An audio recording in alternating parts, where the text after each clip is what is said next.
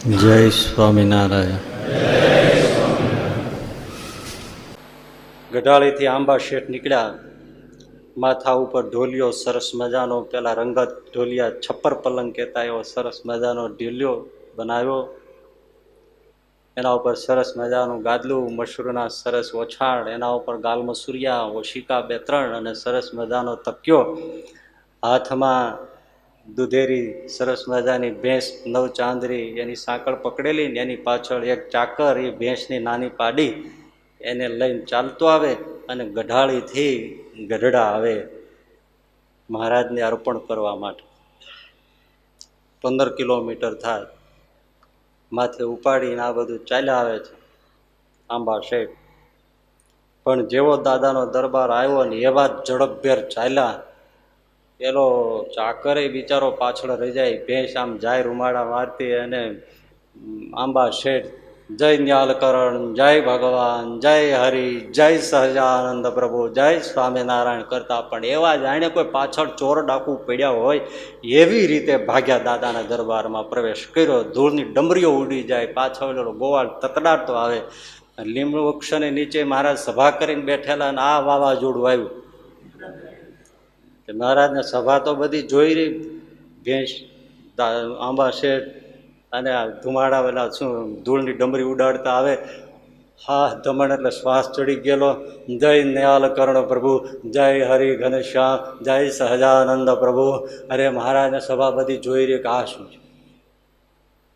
એકદમ આવીને ભેંસની સાંકળ ગોવાળને દઈ અને માંડ્યા દંડવત કરવા. પણ મહારાજ કે રાખો રાખો શેઠ, શું છે? અરે મહારાજ જવા દો, વાત કર્યા જેવી નથી. શું થયું? પણ અરે વાત જવા દો મહારાજ, દંડવત કરી લેવા દો. એવા હાંફી ગયેલા, શ્વાસ ચડી ગયેલો. મહારાજ કે રાખો રાખો શેઠ. માંડ હાથ પકડીને મહારાજ બેસાડ્યા. શેઠ શું છે? અરે વાત જવા દો.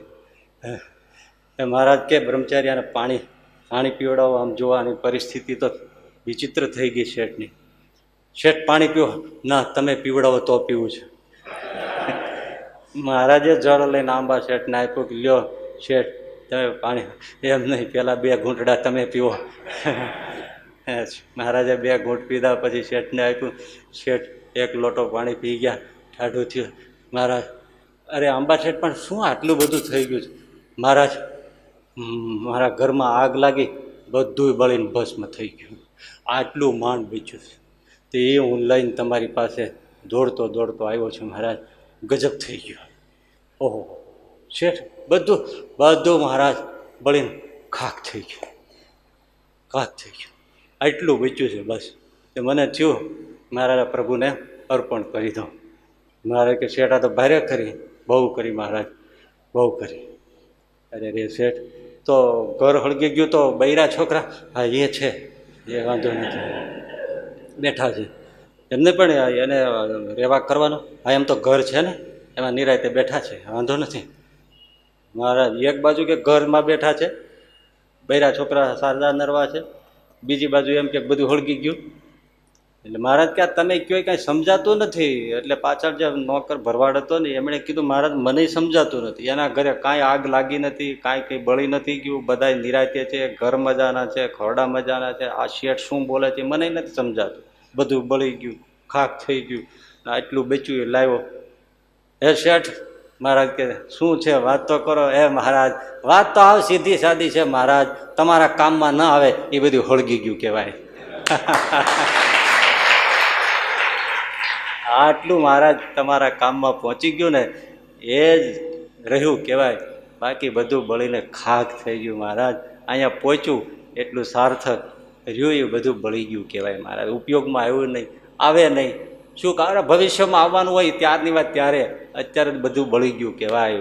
અહીંયા જેટલું પહોંચી ગયું ને એટલું કામનું છે. આને કહેવાય શ્રેષ્ઠ દાન. કરી લેવા જેવું કામ છે એમ સમજીને દાન કરે એ કેવું દાન કહેવાય?